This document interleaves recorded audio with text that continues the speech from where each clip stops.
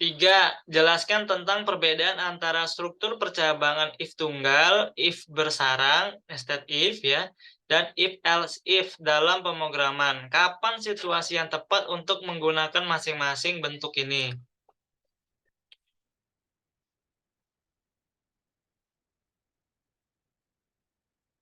Nah, ini ada diagram alirnya tentang if tunggal, if bersarang atau nested if, dan if else if. Nah, if tunggal dia memeriksa kondisi ya, jika benar atau salah melaksanakan kode. Jadi ada dua pilihan, jika benar melaksanakan kode ini, jika salah melaksanakan kode ini. Nah, if bersarang ini sama sebenarnya dengan if biasa if tunggal, namun di dalam kode program setelah dia memeriksa kondisi, dia di dalamnya ada if lagi. Maka disebut if bersarang. Contohnya kondisi pertama, jika terpenuhi, maka di dalam kode programnya ada if lagi.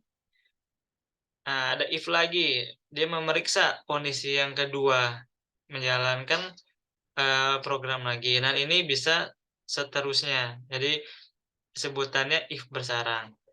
Kemudian if else if, di mana kondisinya ini ada banyak ya. Tadi kalau if tunggal itu kondisinya hanya satu saja.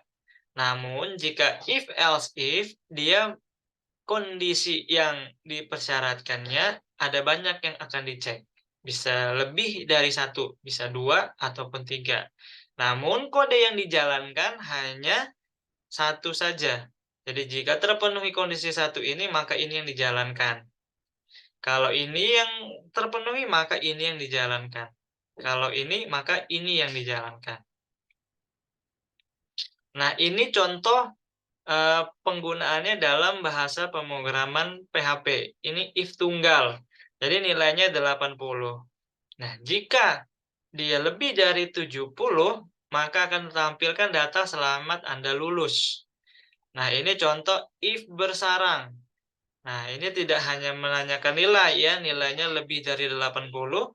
Di dalamnya juga ada lagi if ya. Anda berhak mendaftar sebagai mahasiswa. Nah, jadi setelah ditanya 80, ditanya lagi jika usianya lebih dari 18, tampilkan Anda berhak mendaftar sebagai mahasiswa atau tunggu hingga mencapai usia 18 tahun untuk mendaftar. Kemudian if else if. Nah, ini kondisi yang dicek ada beberapa. Contohnya yang dicek lebih besar dari 80, lebih besar dari 60, lebih besar dari 40.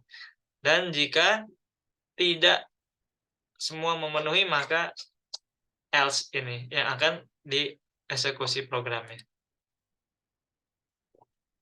Jadi kapan waktu kita menggunakan if tunggal, if bersarang maupun if else if? Kapan waktunya?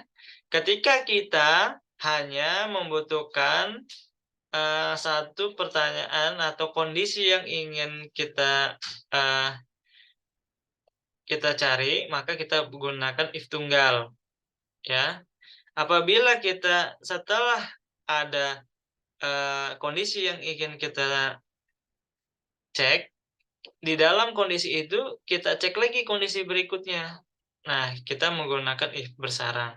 Kapan kita menggunakan if else if? Jika kondisi yang akan dicek itu lebih dari satu, namun kode yang dijalankan hanya satu.